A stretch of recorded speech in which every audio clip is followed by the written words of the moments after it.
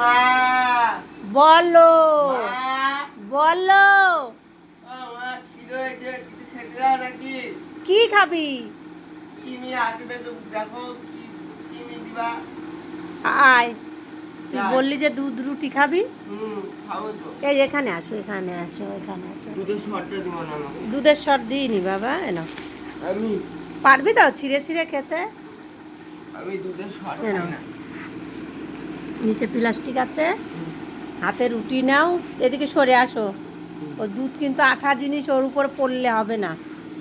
এখানে সরে আসো, ওইদিকে পেছন দাও। রুটি ছেড়ো, আর অল্প একটু করে চুবাবি আর খাবি। হ্যাঁ, খাও। হ্যাঁ, এবার মুখে দাও, বাটির কাছে মুখটা নিবি। সিদ্ধার্থ আজ রুটি খাবে সকালে। খাও তুমি। হ্যাঁ বাবা, আস্তে আস্তে, কথা বলবে না আর।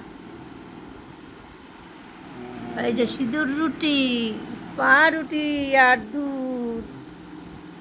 জানিস সিধু, আমি যখন ছোট ছিলাম, তো হচ্ছে তোর ছোট দিদা আছে, মানে আমার কাকি, আমাকে বলতো, আচ্ছা তোর যখন বিয়ে হবে, মানে আমার কথা বলতো, তাহলে অলোক মামা আর কুন্টু মামা তো তোর বাড়িতে যাবে, তো তোর জন্যে কি নিয়ে যাবে?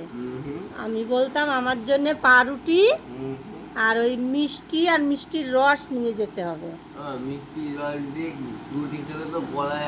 না, তা আমি বলতাম আগে ওই মিষ্টির রস দিয়ে আমি পাউরুটি খাবো, তারপরে আমি ভাইদের চা করে দেবো আর কিছু করব, জানিস, খুব ভালো লাগতো।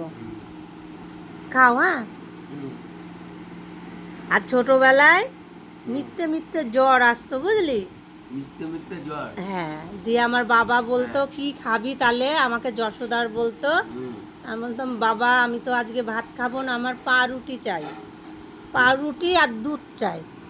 দিয়ে আমার বাবা ওই বাতকুল্লা বাজার থেকে পাউরুটি আনতো, আর বাড়িতে তখন সবসময় গরুর দুধ নিত, দিয়ে ওই খেতাম।